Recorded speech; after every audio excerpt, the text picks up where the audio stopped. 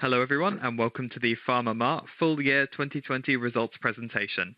My name is Seb and I'll be the operator for your call today. If you wish to ask a question, you can register by pressing star 1 on your telephone keypad or press star 2 to withdraw your question. I will now hand the floor over to Jose Luis Moreno, Capital Markets and Investor Relations. Please go ahead. Hi, thank you, Seb, and good morning to everyone. I would like to welcome to all of you to our full year 2020 results conference call. On the call with me today are Mr. Luis Mora, Managing Director of Oncology of PharmaMar, María Luisa de Francia, Chief Financial Officer of PharmaMar, Pascal Besman, Chief Operating Officer of PharmaMar in the US, and myself, Jose Luis Moreno. I'm the Director of Capital Markets and Investor Relations. And as we always do, following our prepared remarks today, we will open the line for your questions, and we'll also address all those questions that, as many as we can, questions that arrive in written. Before we start, I would like just to mention that today's conference call might include forward-looking statements regarding future events or the future financial or operating performance of the company. Such forward-looking statements are only predictions based on current expectations, and actual results might vary from those projected. We disclaim any obligation to update any information provided herein, and we'll refer you to our safe harbor statement on our corporate presentation, which is available on our website together with the press release of the results we released on Friday. And before I turn over to María Luisa, I'm very happy to say that last Friday we presented the 2020 financial results, which are the best financial results ever of PharmaMar. Not only in regard to EBITDA and profit, but also in terms of a robust cash balance position. 2020 has been a very important year for the company, a transformative year, as we say, and we're very optimistic about the future.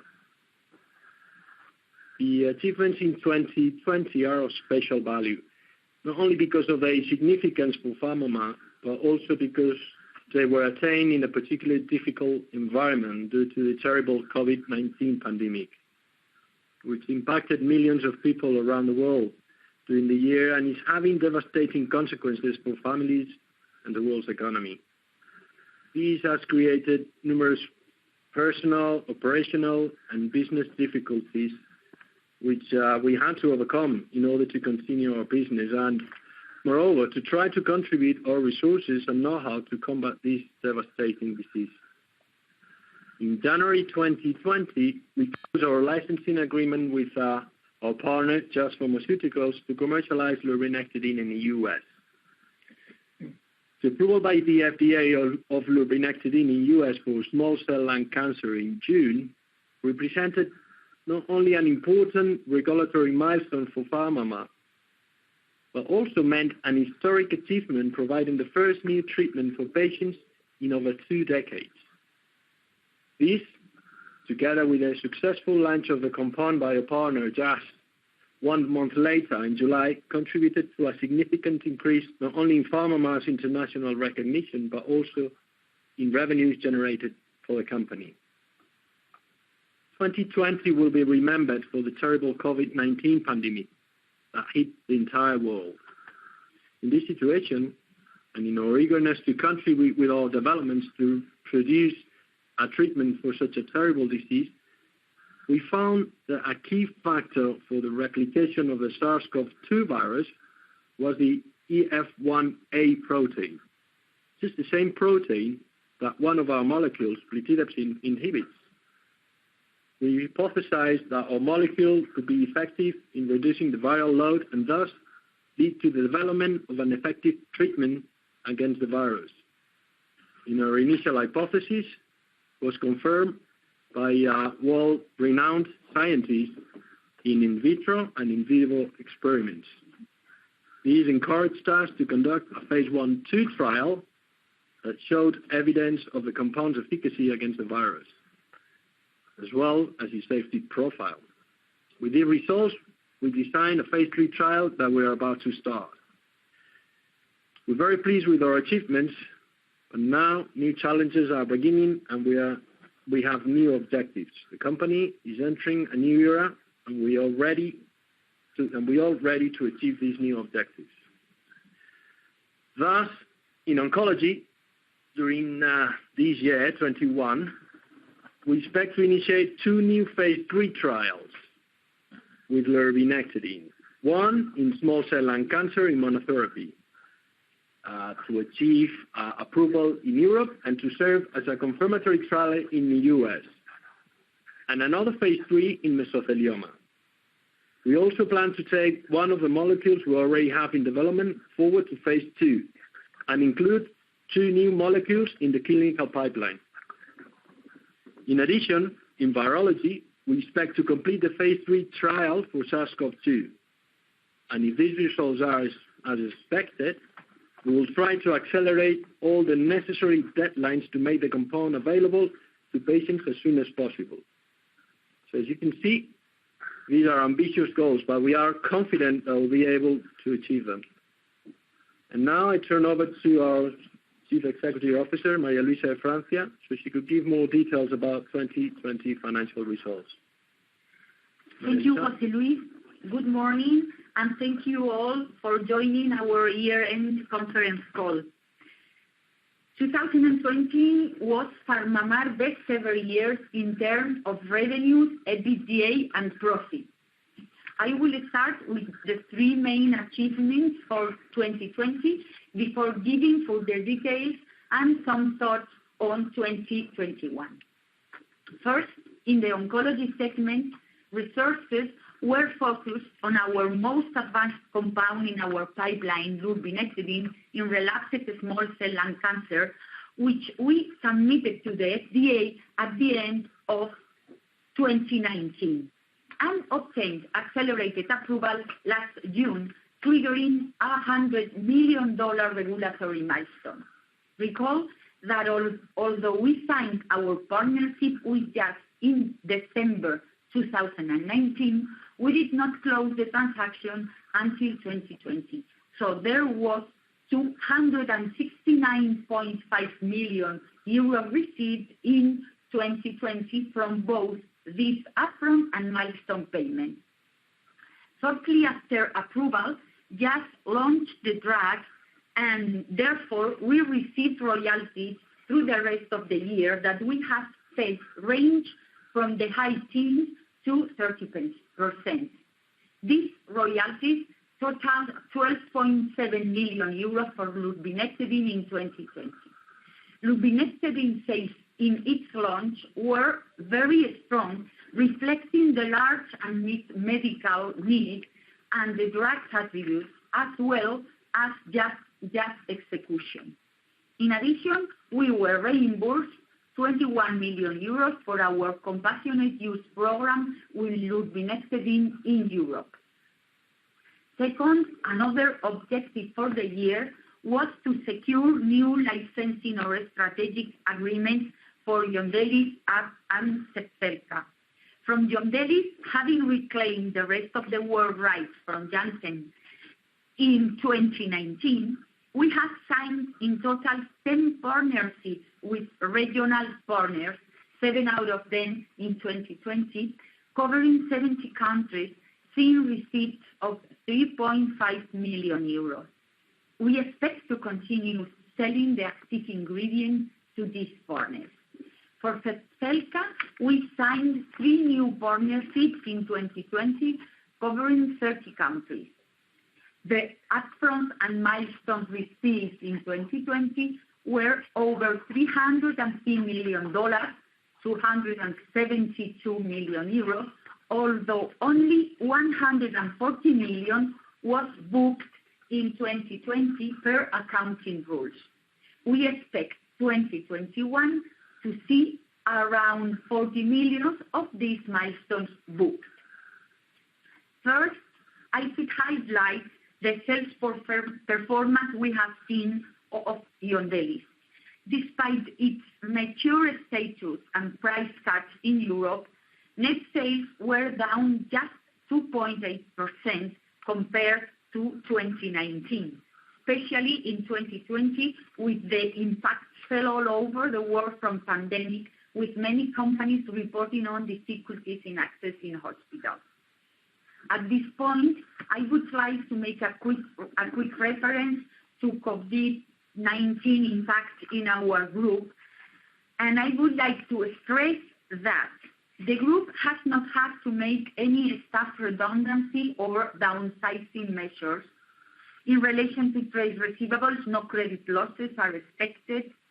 As regards the possible impact on the chain supply and purchases, production capacity has not been affected, although at certain times there were shortage of some of the product uses, such as ethanol, propanol, and the reductions of flights occasionally caused delays in deliveries, but nothing that has had an impact on the income statement. All the group's relevant agreements remain in force under the same conditions. Clinical trials underway or about to begin have been delayed somehow due to the saturation of hospitals by the COVID. We had a positive impact in our diagnostic segment since we launched the first week of March 2020 our own PCR test for COVID-19 and distributed serological tests from other companies, adding up a total amount of over 8.5 million euros. Now, as I said at the beginning, I will refer to some of the items of note of the financial statement. Total income amounted to 270 million, 85 million in 2019. EBITDA amounted to 163 million, minus 9.5 in 2019. Net profit for the year was 137 million, loss of 11 million in the previous year. In relation to our debt, the group reduced its total debt by 29.7 million euros in 2020, leaving 53 total debts, of which 71% is long-term. We finished the year with cash and cash equivalents and financial investment, current and non-current, amounting to 163.5 million euros. Lastly, a few words regarding 2021. We expect we will see 2021 continue to have positive EBITDA, although not at the same level as 2020 due to the large upfront and regulatory milestones largely booked in 2020. R&D spending will increase as we will start 2 phase 3 trials in oncology, and there will also be investment in the phase 3 trials anticipated for our virology unit and Sylentis in dry eye. So R&D spend starts to move up, although modestly at first. We recently announced some facility capex amounting about 6 million euros. Part of this is to expand production areas and warehouses. We also are expecting to increase our headcount of 400 people by about 10% across many areas.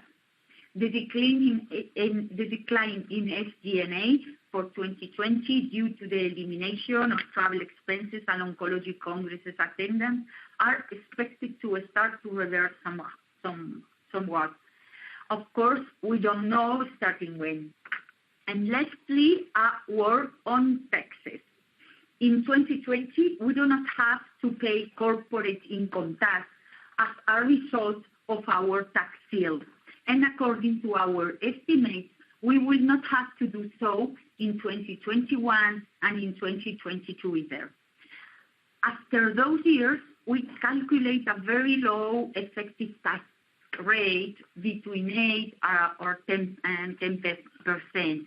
It is understood that this will be the case as long as the tax rules currently in force do not change, and we will be able to continue to take deductions at the percentage provided for today. And now I pass the microphone over to Luis Mora. Hello, thank you, Maria Luisa. Hello. Well, it has been a very difficult year due to the terrible pandemic, and I have to express my gratitude to the entire PharmaMar team for their commitment and professionalism. In effect, 2020 has confirmed the company's strategy, which has opted for research and development as the basis of growth, a strong internationalization, and the creation of a robust pipeline.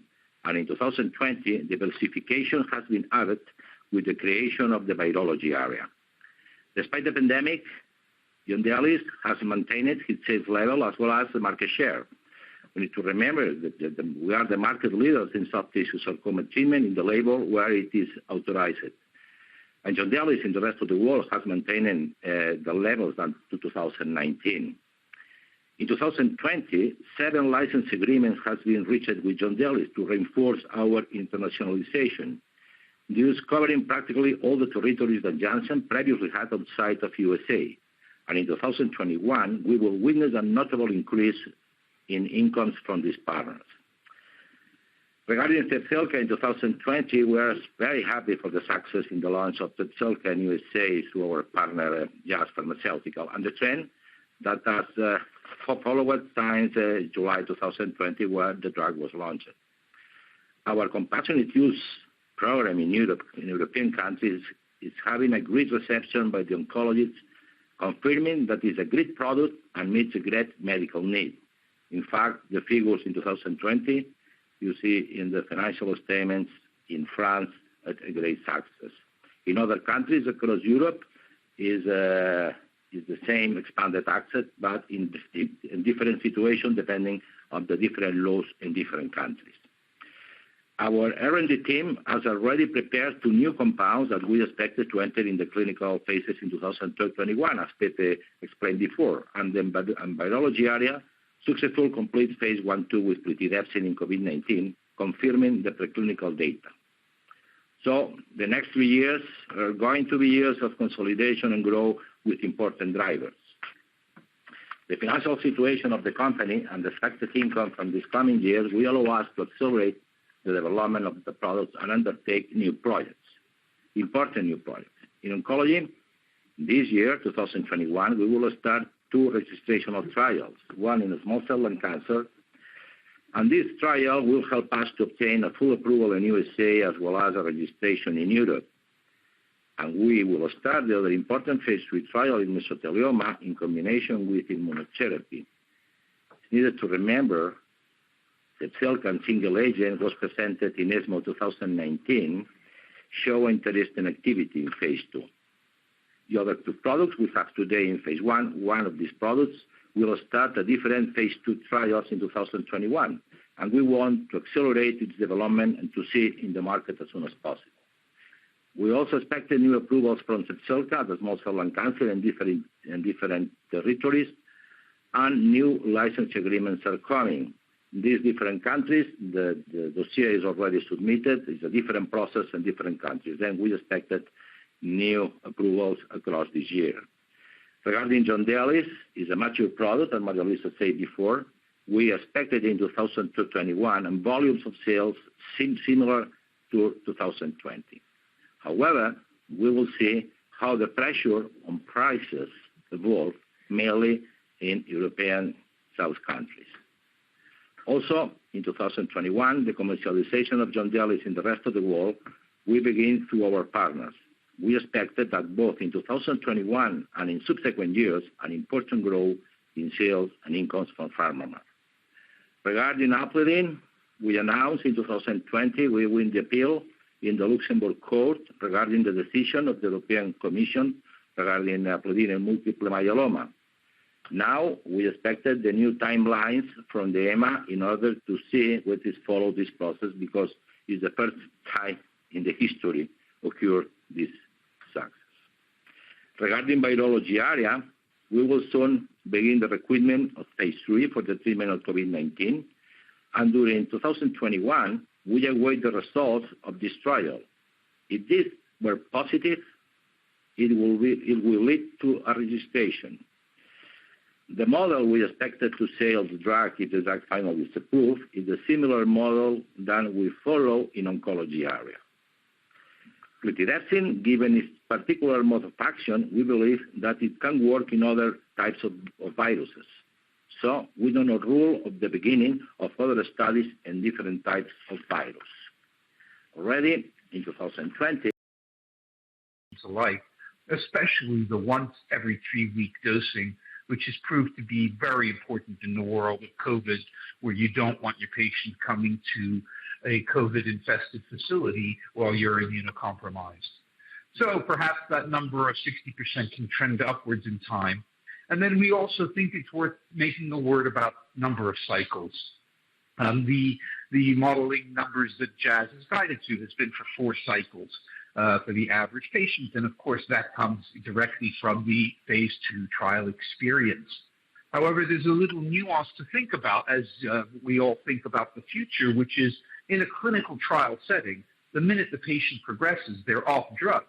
So if you have a patient who gets, for example, a 50% PR on a certain cycle, and on the next one, the tumor is now only a 40% reduction, that's progression.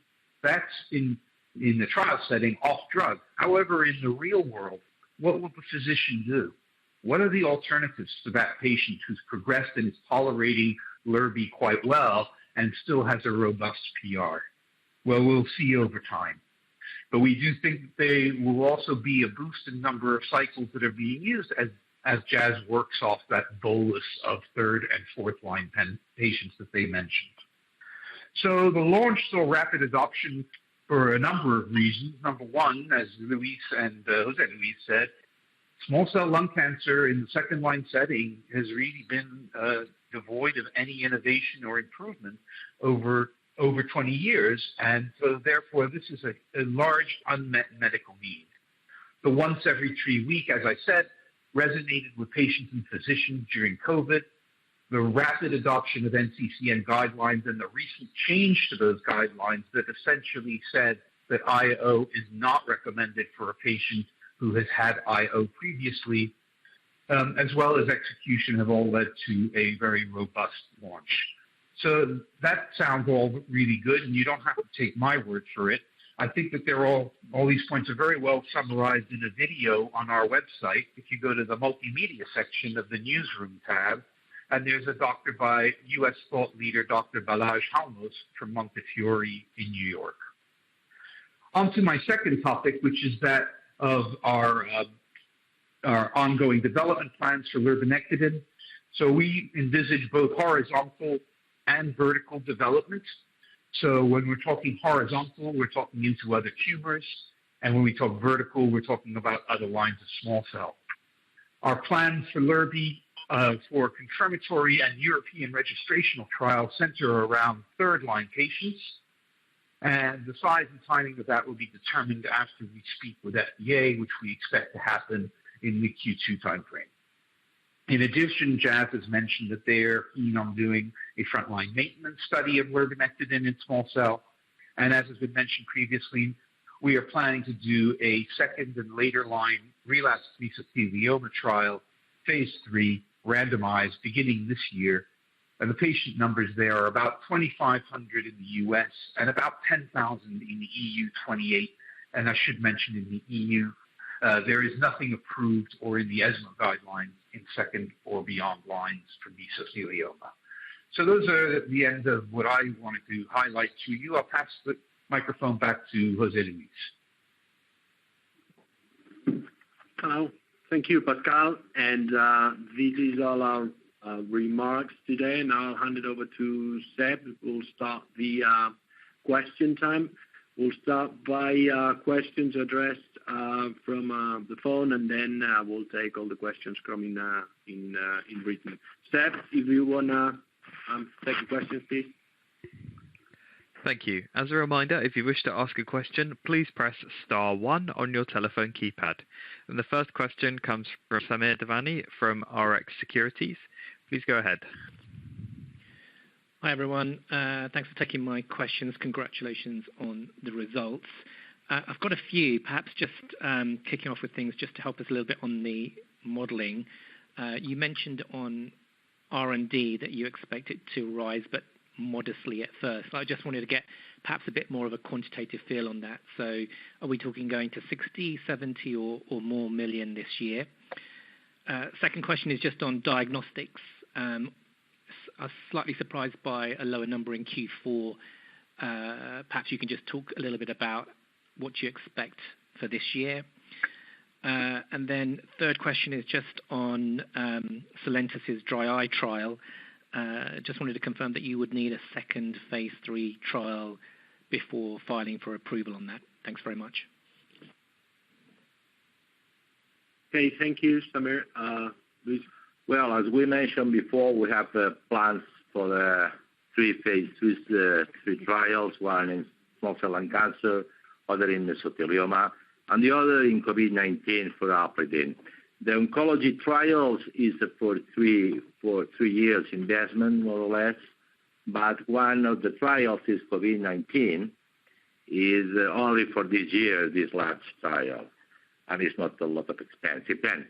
But we expected this year, 2021, is the R&D expenditure we will increase for the COVID-19 project, but in following years we will remain on intermediate levels on 21 and 20. Then the major increase we will see this year, 2021. Regarding the question for Genomica, the reason why the sales are weaker in the fourth quarter is because of the pressure on prices. The price of tests has decreased since the first moments in which we start selling. Now are more variety of diagnostic tests, etc., more competitors. The price has decreased. Hi, Samir. And in regard to your question on dry eye, yes, we'll need another phase 3, at least 2 phase 3 trials. They'll be in dry eye related to Sjögren disease, which is what we saw in the previous trials.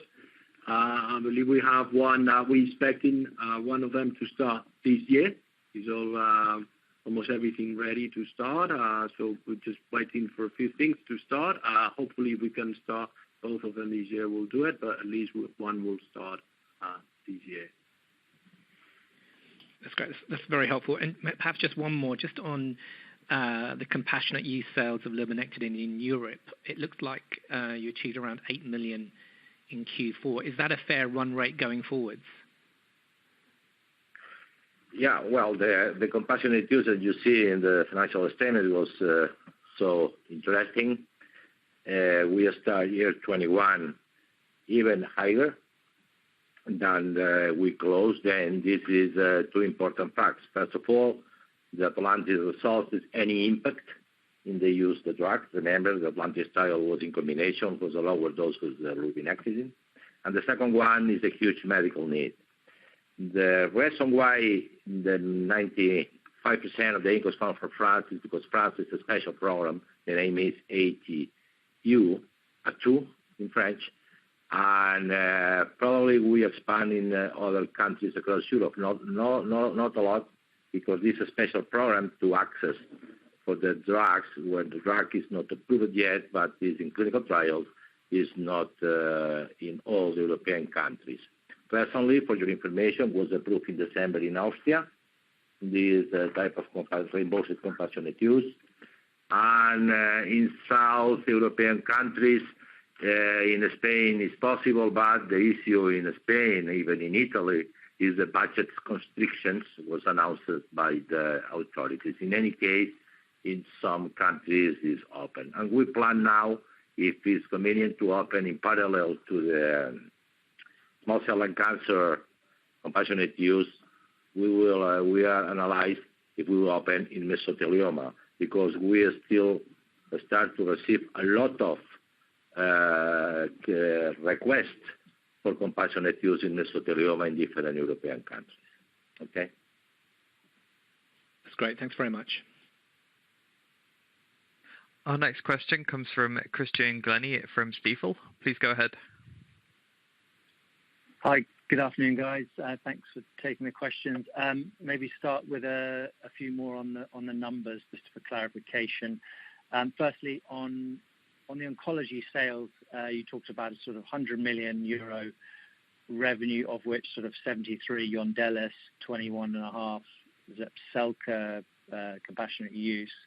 So I'm just wondering what the balance there of sort of about 6 million euros was for. I didn't catch the question. The last one. The difference between Christian, could you repeat that one? We missed the last part. The difference between. Yeah, so you booked about 100 million euros of oncology revenues. Yeah. Roughly 73 was Yondelis related. 21.5 was Zepzelca compassionate use. Yeah. So what's the balance of about 6? Sales of active ingredients for both Yondelis and Zepzelca. We sell the pharma. We sell the active ingredient amounting 9 million euros. Okay, active ingredient sales to pharma partners, yeah. But not necessarily market exactly, sales. to our partners, yeah, for both products. Okay. Thank you. And then on the Jazz deal milestones, you recognized about half of the total amount in 2020. You previously, just clarify, I think, said you were going to expect to book about 80% by the end of 21, and then the remainder in 22. But in your comments, I think you said just 40 million or to be booked in 21. Is that correct? Is that correct? We recognize about 50% in 2020. It's already done. Yeah. And for 21, we expect to book about 40 million euro. And therefore the rest, the remainder and then in 2022, similar amount, 40 million, and then it will decrease the amount for several years ahead. Okay, so even beyond 23. Yes. Okay. Thank you. In terms of and then just to clarify, in terms of the trials, then the R&D strategy on Zepzelca, it sounds a bit like you are charged with running the confirmatory monotherapy trial and cover the cost of that, and then Jazz is then conducting an additional trial in this IO maintenance phase. Is that correct? Yes, it's correct. We will conduct a trial. We will use for confirmatory trial in USA. We will pay that, and this trial is designed to use for European approval too. Okay. A part of that, Jazz, we will start. They announced they start a phase line maintenance therapy trial, but this will be paid by Jazz. I'll be paid by Jazz. Okay. And then some rough sense of time, size of trial and timings of the monotherapy, and I think Pascal said it was third line. Well, we will disclose the timelines, but you need to consider. I can say some items for your consideration. The trial, we don't expect that more than 400 patients, even less. 1 year treatment in compassionate use in France, we treated 600 patients. Okay. Sorry, what was the France bit? This trial, we don't expect that more than 400 patients to include. Okay. Now is in discussion with the authorities. But if you want some reference, in 1 year in France, only in France, we treated in compassionate use more than 600 patients. Okay? Right, okay. Okay. Thank you. Okay, thank you. Thank you, Christian. Our next question is from Alvaro Lenze from Alantra Equities. Please go ahead. Yeah, hi. Thanks for taking my questions and congrats on the good results. Just have a few questions on the Zepzelca clinical trials, especially on mesothelioma.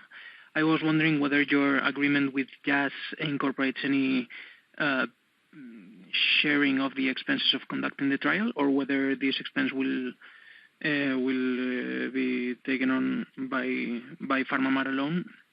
Also on the pipeline on virology, whether you have any specific viruses in mind in which Aplidin could be useful, or whether you have any other molecules in the pipeline for virology. And lastly, regarding capital allocation, whether you have any preferences or priorities regarding where to deploy the strong cash position you have, whether in M&A, in licensing products, or stepping up internal R&D. Thanks. Well, regarding the question for Aplidin, in what I say before, we know in Aplidin, we know related to a particular mechanism of action, the drugs have very high opportunities in other viruses. Now, we are still analyzing the potential application in other viruses. When we will start the other potential trials, we will announce. Okay. Regarding mesothelioma, in principle, we will conduct the trial independently if the Jazz is joined with us or not, because we consider this is very important. Then, if Jazz want to add it, they have the opportunity to add in our trial. But in principle, we will move forward for this trial because, according to what Pascal was before, this is an interesting opportunity to grow the drug. One of the reasons because we want to move forward with mesothelioma is because you don't need to consider in Europe the incidence of the mesothelioma patient is about 3 times higher than USA regarding to use the asbestos in the past. Second one, we conduct in Europe was an IIS trial with the Swiss oncology group, and they presented in ESMO 2019 a very good results for this trial in single agent. Then we proved in phases 1 the combination with AIO is very feasible. We achieved the full dose for both drugs, immunotherapy plus lurbinectedin, without any increase of the safety profile of this combination. Then we perform a large key opinion leaders meeting across different European countries. All of them are very excited to start this trial. Then, the market is there, the patients are there. Then we consider to move forward regarding these trials, independently just joint or not for mesothelioma. And for licensing in is, I explained before, is a very important project for us. In fact, we just started last year to have a large screening for the market, and we want to materialize this project this year. Our BDL team are strongly working this. Is a different model for licensing in, and the second one is a negotiation process. Then we will see what will be the final deal. Okay. If your question is regarding if the allocation capital for big upfront or lower upfront payment, more milestones, or more royalty stream or profit sharing, it's not decided yet. Depends case by case, drug by drug, etc., etc. Okay. Pascal, would you want to add something on the BDL? Sure. So I'm working with the team on this. I'll just give a brief recap of what how active we were in 2020 at looking. And of course, this is BDL is a little bit like baseball. It's a game of failure, right? You rarely do deals and look at a lot of them. We looked at over 100 solid tumor assets or companies, not supportive care, so therapeutic agents. We whittled it down to a short list of single digits. We made a non-binding offer on one of them. I don't know if we should be happy or unhappy, but the company ended up being bought shortly after we'd done that. So I guess the the asset that we were interested in had appealed to someone else as well. We were ready to make a second offer, and that company changed strategy in terms of what they were trying to do. So we're redoubling our efforts. We are streamlining the process internally, and of course, BDL takes two to tango, so we're not going to say we're going to do a deal in any certain period of time. It takes two to do that. What we can say, I think Pepe mentioned this, we have a lot of flexibility financially. We're not going to say this is the maximum we'll do. We're flexible. We understand we have to come up with a term sheet that's acceptable to the seller as well as to PharmaMar. We are open for business. Thank you. Okay, thank you very much. Thank you. Seb, I believe this is all from the audience on the phone.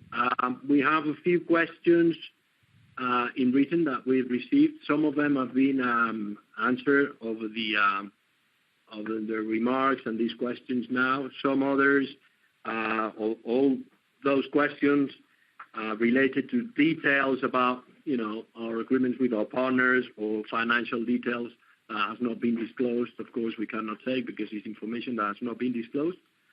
And we have received many questions about different topics. So what we'll do in order to, be able to address as many as we can is we'll group them in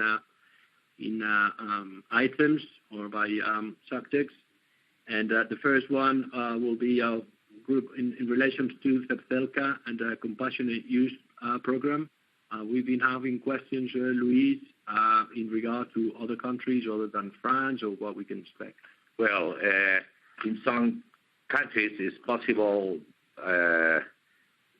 to invoicing this type of standard taxes reimbursed, like France, Spain. My situation was Austria. In other countries it's impossible, but then it's open now, reimbursed in Austria and France and Spain. But like Spain, Italy, Portugal, is budget constrictions regarding to pay this type of standard taxes. But in parallel, I mentioned before, we now are in analyzing process to open for mesothelioma because we received a lot of requests for mesothelioma across Europe, mainly in Netherlands, in Switzerland, even in France. And now probably we will open this standard access program for mesothelioma. But repeating, not in all the countries it's possible to open this. Okay, thank you. Also in regard to Zepzelca, and this will be a question for both, for Luis and for Pascal in New York. We have received questions about the potential impact that the Atlantis may have in potential approval of Lurby or other approvals in Lurby, and in the U.S. That'll be for Pascal. If that will have any impact on their sales or any other impact in the U.S. Luis, if you want to take. Yeah, well, regarding Europe, obviously this trial we can't use for submission because at the end of the day they don't achieve the primary endpoint. And what I said before, this new trial will start very soon this year. We want to support even from USA for approval, even for European approval. It's important to remark the Atlantis trial never was designed and agreed for any for USA or for a confirmatory trial. Then in any case, it's not. Regarding Europe, what is interesting, obviously, is a delay for launch in Europe, but instead combination will be a single agent. Remember, the combination is only 2 milligrams per square meter by patients by cycle. In the single agent is at 3.2 milligrams by patient by cycle. Then, even it's a delay in the global project in 10 years, probably the economics are much better in this situation than the other, even with the delay in 2-3 years. Regarding USA, if Pascal wants to add something. Sure. So from what we can tell, and of course maybe this question needs to be directed towards Jazz, they have the weekly numbers and we don't. But from all the public commentary about Atlantis, it seems that the physicians in the U.S. understand that it's a totally different dose, like Luis just said, a much lower dose, and have concluded that the lower dose, which was done to accommodate doxorubicin and its own, whether it adds or doesn't, the doxorubicin didn't end up pulling its weight. And so there really has not been a significant discussion. And I think that's partly because they understand the dose, and partly when you think about, well, what's the alternative, right? Topotecan was a monopoly that had under 20% market share in second-line small cell before we got approval for Lurby. So you must have something going on that's not great if you've got 20% market share and you're a monopoly. And since we've gotten approved, a lot of the sales that Lurby's gotten have been replacing Topo. So even if one is concerned about Atlantis, one would question, well, am I going to really go back to Topo? That doesn't seem very realistic. So we don't expect significant impact from Atlantis at all in the U.S. Thank you for the needs. Okay. Thank you. Changing subjects now.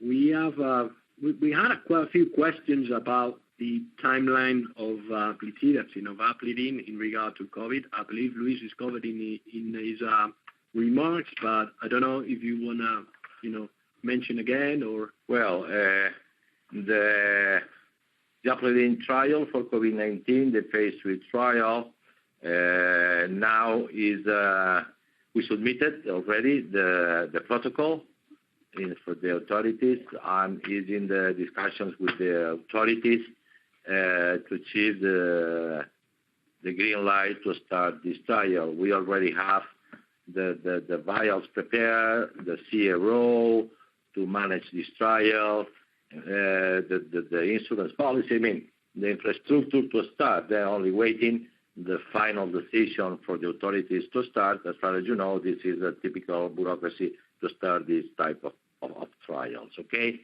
In UK, we announced that the trial was approved by the MHRA, the UK authorities, and now is the next process to start, and it's different than the other one. This is the pivotal trial. Is the other trial we want to start is the symptomatics. This trial is the discussion with the authorities too. Then, as soon we will start, we will announce. We don't expect it to have a lot of time for recruitment at the actual level of the pandemic. The recruitment is expected about 3-4 months recruitment. The data are not oncology. Then we don't need to waiting for overall survivals for 1 year. Then for all of that, if we start the trial even in March this month, even in April, we expect it to finalize the trial and to know the top line results in the last quarter, but depends on the two important items when the authorities decide the green light and the level of the pandemic. Okay. Thank you, Luis. Finally, we had a couple of questions, or a few questions as well about the potential listing in the PharmaMar in the Nasdaq. I'll take that one. Basically, as we've been mentioned throughout the call, we have quite a few things going on this year in terms of strategy. And just to remind you as well, the accelerated approval moved forward our strategic calendar 1 year. So things are happening a year ahead of what it was planned. And then we have a few things on the plate. After what we've mentioned, we're going to finish this year with at least with 2 phase 3 trials with Zepzelca and the pipeline, with at least 1 or 2 more phases 2 with another drug compounds in the pipeline, 2 more molecules going into the pipeline in oncology, a phase 3 trial that will start in dry eye, plus what we've mentioned about these in-license activities that we're doing now to in-license a compound to distribute in our sales pool. Not to mention what Luis just mentioned about the COVID. And with plitidepsin and the phase 3 that we expect to start shortly. So there's quite a few things on the table these days, and we have to concentrate on our strategy. And I'm saying all these because we first want to concentrate on our strategy, make sure we achieve all these goals by the end of the year, and we absolutely convinced this is going to add value to the company, and then we'll think about it. So we perhaps going to give priority to all these strategies rather than listing on the NASDAQ right now. We're going to concentrate on that. So we're going to leave all these listings in standby for the time being, and then we'll rethink about it in the future. But we'll have to concentrate to make sure that we achieve all these goals. They are very challenging. We believe the company is in a transformative time. We want to push the company even forward. Basically, to answer that question, we'll concentrate on the strategy and leave in standby by now. Before we finish, we have a last-minute question from Samir. Seb, I think we'll take that one, and we're running out of time, and that'll be the last one. Thank you. Samir, please go ahead. Thanks, Gerald, for taking the extra question. It's really quite a simple one. Just on the dividend policy, obviously there's quite an increase in dividend this year, and you've talked about EBITDA obviously being less this year. Perhaps you can just comment on what the dividend policy is and whether we should still think of this as a progressively rising figure. Thanks very much. Right. Thank you, Samir. We have not been commenting on the policy in terms of the percentage of the amounts because, as we mentioned in different occasions, our main priority is R&D investment. Luis mentioned in his talk before, and we will approve on the dividend, on the amount of dividend on a yearly basis. I mean, the board will propose to the annual general meeting to approve on that. Being my priority or investment and making sure we can comply with everything we need to push forward all of our trials. We are confident enough we can carry on paying the dividend throughout the next few years. So that is our intention. We will continue paying dividend. What we cannot confirm or we cannot mention now is the amount of that dividend. So that will decide on a yearly basis. The board will propose on a yearly basis to the general meeting. That's great. Thanks very much. Thank you. All right. I believe this is all. Thank you, Seb, for your help, and I would like to thank you all for joining us to our conference call. For those who would like to meet with the management, we'll be participating in the Credit Suisse Virtual Healthcare Conference on Thursday, and we'll also participate at the Barclays Virtual Healthcare Conference the week after, on Thursday the 11th. And I hope to see you there. Thank you. Thank you very much. Thank you all.